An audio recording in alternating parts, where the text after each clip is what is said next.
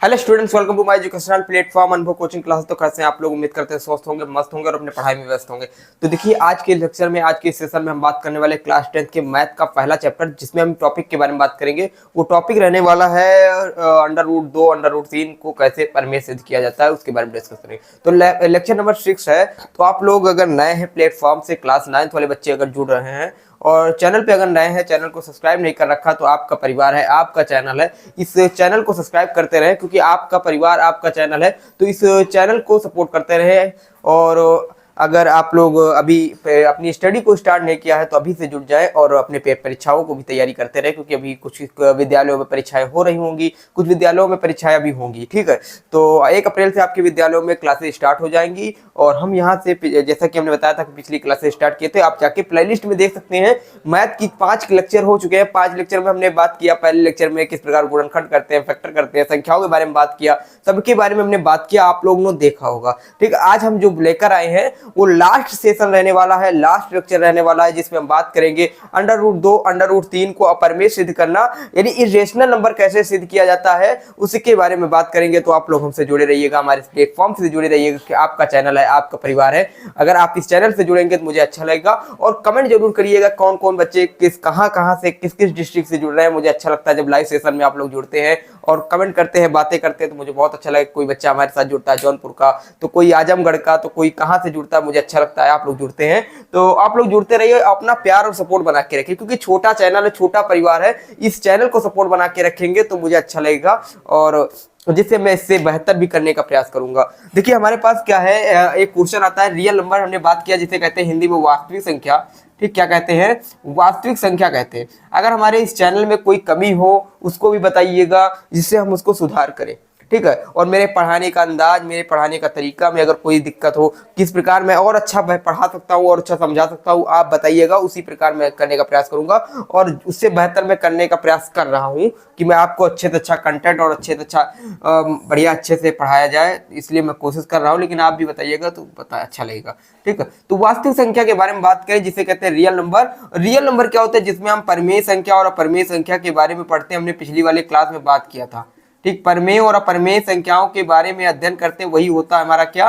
Real number, यानी वास्तविक संख्या ना। तो इसके बारे में हमने बात किया था। अब बात कीजिए, हमारे पास जैसे हमारे पास अंडर रूट 3 है। ये अंडर रूट 3 जो हमारा क्या है, ये वो अपरमेय संख्या क्या है? अपरमेय संख्या, क्योंकि ये करड़ी के बाहर नहीं निकाला जा सकता, इसलिए क्या हो जाएगा? ये अपरमेय संख्या हो जाएगी। ठीक है, आप लोगों ने ये पढ़ रखा होगा। भैया अभी हमारे मात्र 600 कुछ सब्सक्राइबर है, इसको बढ़ाइए, 1K कराइए, जिससे चैनल मोनेटाइज हो जाए। भाई आप लोग रोके हैं चैनल मोनेटाइज कराने के लिए, तो आप लोग प्यार बना के चलिए, एक वीडियो वायरल करा दीजिए, बस उसके बाद हमारा सब चैनल मोनेटाइज। उसके बाद हम डिजिटली होंगे, डिजिटल बोर्ड के माध्यम से आपको पढ़ाएंगे। ठीक है, इसको व्हाइट बोर्ड को डिजिटल करेंगे हम। अपरमेय संख्या किस प्रकार सिद्ध किया जाता है, इसको सिद्ध करने के लिए आता है। ठीक, सिद्ध कैसे किया जाता है? ठीक, क्योंकि फर्स्ट लेक्चर हम जो पढ़े थे, वही लेक्चर आपके यहाँ रामबाण साबित होने वाला है, क्योंकि जो लेक्चर हमने फर्स्ट किया था उसी से रिलेट रहने वाला आज का लास्ट लेक्चर। ठीक, तो हमने पिछला जो पढ़ा है उसी को आज यूज करेंगे। तो देखिए, सबसे पहले अपरमेय संख्या किस प्रकार हम सिद्ध करते हैं उसके बारे में बात करेंगे। तो देखिए, हम किस प्रकार सिद्ध करते हैं। तो क्लासेस, इसके बाद हम नेक्स्ट जो हमारा चैप्टर है बहुपद को हम देखेंगे, बहुपद को पढ़ेंगे। उसके बाद जैसे हमारा पूरा चैप्टर खत्म होता है, तो हम चलते हैं फिर अपने जितने भी इंपॉर्टेंट क्वेश्चन रहने वाले हैं, प्रीवियस ईयर में क्वेश्चन वाले रहने वाले हैं, उनको करना स्टार्ट करेंगे जुलाई के महीने से। तो जुलाई से हम स्टार्ट करेंगे प्रीवियस वाले, तब तक हम अपना सिलेबस कवर करने वाले हैं। ठीक है, तो हमारे पास देखिए क्वेश्चन है, जैसे क्वेश्चन दे दिया गया कि √3 को क्या करना है? अपरमेय संख्या सिद्ध कीजिए, अपरमेय सिद्ध करना है। ठीक, अपरमेय सिद्ध करना है, तो कैसे करेंगे? सबसे पहले मान लेते हैं माना। ठीक, माना लिखेंगे और लिखेंगे √3 इज इक्वल टू √3 एक परिमेय संख्या है। क्या है? परिमेय संख्या है।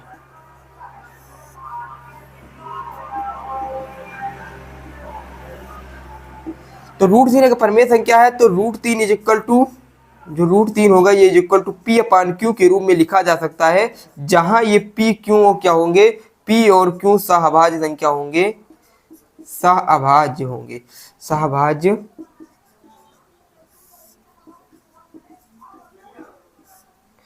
P और Q क्या होंगे? ये सहभाज्य संख्या होंगे। और Q is not equal to 0 होगा, Q is not equal to क्या होगा? 0 होगा।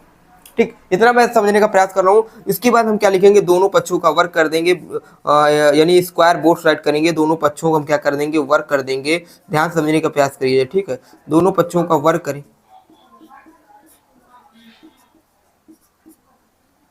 तो जैसे हम √3 का वर्ग करेंगे तो √3 का वर्ग इज इक्वल टू यहाँ करेंगे P/Q का वर्ग।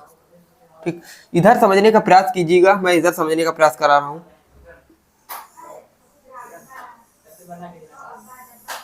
ठीक, तो √3 का स्क्वायर करेंगे तो 3 आ जाएगा, और P का Q स्क्वायर करेंगे तो P स्क्वायर हो जाएगा, और इधर क्या हो जाएगा, Q स्क्वायर हो जाएगा।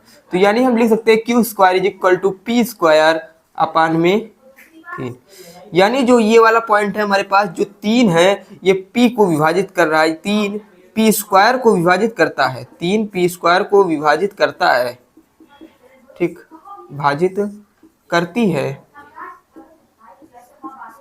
तो P को P विभाजित करेगी। अगर ये P स्क्वायर को विभाजित करती है तो P को भी विभाजित करेगी। उसके बाद हम पुनः मानेंगे, पुनः मानेंगे यानी पुनः माना, ठीक, पुनः मानते हैं,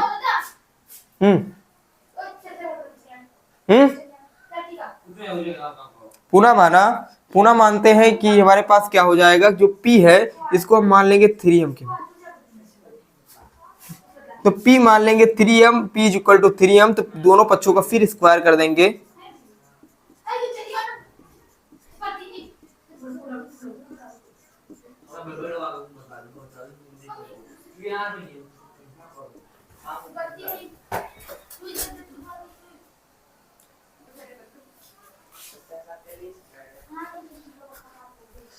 तो हम बात करेंगे, यहाँ पर हो गया था हमारा दोनों पक्षों का वर्ग करने पर क्या हो जाएगा, दोनों पक्षों का वर्ग करेंगे यानी स्क्वायर बोथ साइड करेंगे। जैसे ही हम स्क्वायर बोथ साइड करेंगे तो हमारे पास क्या हो जाएगा, P square is equal to हो जाएगा 3m का होल स्क्वायर, और 3m का होल स्क्वायर हो जाएगा तो P square is equal to हो जाएगा 3 त्रिका 9 m स्क्वायर, यानी 3m स्क्वायर। ठीक, अब ये यहाँ पर वैल्यू रखेंगे, P स्क्वायर हमारे पास यहाँ वैल्यू मिला था कि P स्क्वायर की वैल्यू 3q स्क्वायर मिल सकता था। इधर पक्षांतर करेंगे या अगर यहाँ से सॉल्व करने की कोशिश करें तो P square is equal to हो जाएगा 3q स्क्वायर, और ये वैल्यू हम अगर यहाँ रखने का प्रयास करें तो यहाँ ले सकते हैं 3q square is equal to m square, और सॉरी 9m स्क्वायर ना, 9m स्क्वायर। और जैसे ही हम बात करें हमारी तो पक्षांतर करेंगे तो m square is equal to मिल जाएगा 3q स्क्वायर बाई 9, और 9 से 3 काट देंगे तो 3 3 जा 9, यानी हो जाएगा m square is equal to हो जाएगा q स्क्वायर बाई 3। ठीक, तो ये हमारे पास क्या हो जाएगा, ये हमारे पास मिल जाएगा m square is equal to q square by 3, ये हमको वैल्यू मिली। अब ये वैल्यू हमको प्राप्त हो गई, तो यहाँ भी देख सकते हैं कि जो हमारे पास 3 है ये q स्क्वायर को विभाजित कर सकती है। अब ये 3 q स्क्वायर को अगर विभाजित कर रही है तो 3 q को भी विभाजित करेगी। अब हमने यहाँ माना था कि हमारे पास जो p और q है ये सहभाज्य संख्या है, यानी p और q एक दूसरे को विभाजित कर रहे हैं, यानी कोई संख्या, तो ये हमारे कल्पना का विरोधाभास हो गया। अतः यह हमारी कल्पना, कल्पना का मतलब जो हमने माना है, कल्पना का विरोधाभास है, विरोधाभास है। अतः √3 एक अपरिमेय संख्या है। ठीक, लिख लीजिएगा। तो इतना करेंगे, इतना करने के बाद हमारा जो होगा √3 क्या हो जाएगा, अपरिमेय संख्या सिद्ध हो जाएगी। कारण आप कुछ नहीं है, एक बार हम √2 को लेकर सॉल्व कर रहे हैं तो कुछ नहीं करना है। देखिए कितना करना रहता है, आप इसको देख लीजिए एक बार।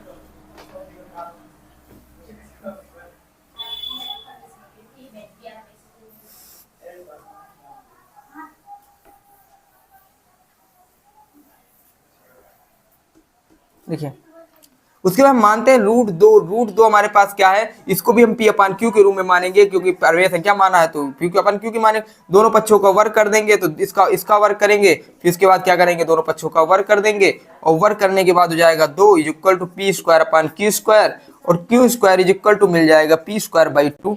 ठीक, अब ये हमारे पास एक पॉइंट मिल गया। उसके बाद इसी तरह हम दूसरा मानेंगे, पुनः मानेंगे कि जो हमारे पास P है वो हम 2m के बराबर मान लेंगे। ठीक है, 2m के बराबर मानेंगे, और जैसे फिर स्क्वायर करेंगे, इसका स्क्वायर करेंगे, इधर भी स्क्वायर कर देंगे, तो हो जाएगा P स्क्वायर बराबर में हो जाएगा 2m स्क्वायर, 4m स्क्वायर ना, 4m स्क्वायर पी स्क्वायर की वैल्यू हमको मिली, सॉरी पी स्क्वायर की वैल्यू मिली 2q स्क्वायर, यहाँ 2q स्क्वायर रख देंगे और 4m square is equal to हो जाएगा q square, 2q square by 4 is equal to m square, तो 2 दूना 4, तो q बाई square by 2 is equal to m square. तो ये हमारे पास वैल्यू मिली, यानी दो स्टेप मिले कि यहाँ देखिए हमारे पास दो जो ये p स्क्वायर को विभाजित करती है, यहाँ दो q स्क्वायर को विभाजित करती है, यानी एक संख्या दोनों संख्याओं को विभाजित करती है, यानी दो जो है ये सभाज्य है। अगर इस प्रकार हमारा हो रहा तो हमारी जो कल्पना हमने जो माना था ये हमारा विरोधाभास हो रहा है, यानी गलत हो रहा है। अब अगर गलत हो रहा, हमने परिमेय संख्या माना था और परिमेय संख्या को लेकर के चल रहे थे, लेकिन ये गलत हो गया। गलत होने के बाद ये क्या होगा, हमारा अपरिमेय संख्या सिद्ध हो जाएगी, और अपरिमेय संख्या जैसे सिद्ध होगी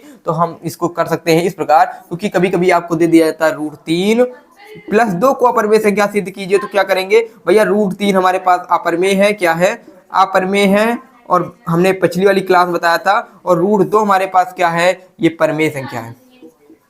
यानी हमारे पास देखिए जो √3 लिखा है ये इरेशनल नंबर है, और जो 2 लिखा है ये रेशनल नंबर है। इरेशनल नंबर को रेशनल नंबर से जब भी हम ऐड करते हैं तो हमारे पास इरेशनल नंबर आता है, यानी अपरिमेय संख्या आती है। अपरिमेय संख्या इज इक्वल टू हमारे पास अपरिमेय, और परिमेय का जो योग होगा वो अपरिमेय संख्या ही आएगी। क्या आएगी, अपरिमेय संख्या ही आएगी। ठीक है, अब अपरिमेय संख्या आएगी तो इस प्रकार हम कर सकते हैं कि √3 को अगर हम सिद्ध करना चाहे तो हम सिद्ध करेंगे अपरिमेय संख्या, उसके बाद हम क्या करेंगे, उसमें परिमेय को ऐड कर देंगे तो क्या हो जाएगा, अपरिमेय प्राप्त हो जाएगा। तो पहले हम लिखने का प्रयास करें, पहले हम √3 को सिद्ध करेंगे अपरिमेय, उसके बाद हम तथ्य लिखेंगे, एक स्टेटमेंट लिखेंगे। क्या लिखेंगे कि हमारे पास जो किसी परिमेय संख्या में अपरिमेय संख्या को जोड़ने पर या अपरिमेय संख्या में परिमेय संख्या को जोड़ने पर जो संख्या प्राप्त होती है वो संख्या अपरिमेय संख्या होती है। अतः हमारा जो दिया गया संख्या है √3 + 2 इज इक्वल टू, ये हमारा क्या होगा, अपरिमेय संख्या होगी। इस प्रकार हम प्रूव कर सकते हैं। सिद्ध करने वाले क्वेश्चन अगर आए तो इस प्रकार हम सिद्ध कर सकते हैं। तो मैं उम्मीद करूंगा आपको ये सेशन समझ में आया होगा। अगर ये सेशन समझ में आया तो आप चैनल को सब्सक्राइब करके सेशन को लाइक कर दीजिएगा, क्योंकि आपका परिवार है, आपका चैनल है, आप अपने परिवार को नहीं सब्सक्राइब करेंगे तो किसे करेंगे। तो आप लोग जुड़ते रहे हमारे इस चैनल से, हमारे परिवार से, और चैनल को सब्सक्राइब करते रहे। तो फिर हम एक मिलते हैं नए क्लास के साथ, नए चैप्टर के साथ, नए सेशन के साथ। जो अगला चैप्टर है बहुपद, तो आप लोग कमेंट कीजिए, बहुपद का पहला चैप्टर आने वाला है, लेक्चर नंबर 1। ठीक है, तो इतना हमने क्लियर किया, ये हमने क्लियर किया संख्या पद्धति, यानी रेशनल नंबर, इरेशनल नंबर, यानी वास्तविक संख्या से। तो आपका यही रहने वाला है। उसके बाद जब हम रिवीजन करेंगे, यानी जुलाई के महीने से जब रिवीजन का प्रयास करेंगे, तो जितने भी इंपॉर्टेंट क्वेश्चन रहने वाले हैं उनके बारे में बात करेंगे। अभी हम चैप्टर समझने का प्रयास कर रहे हैं, तो आप लोग चैप्टर समझ के चलिए। ठीक है, तो हम मिलते हैं एक नए सेशन के साथ, एक नए लेक्चर के साथ। तो जय हिंद, जय भारत, और मिलिएगा बहुपद के साथ। ठीक, फिर मिलते हैं।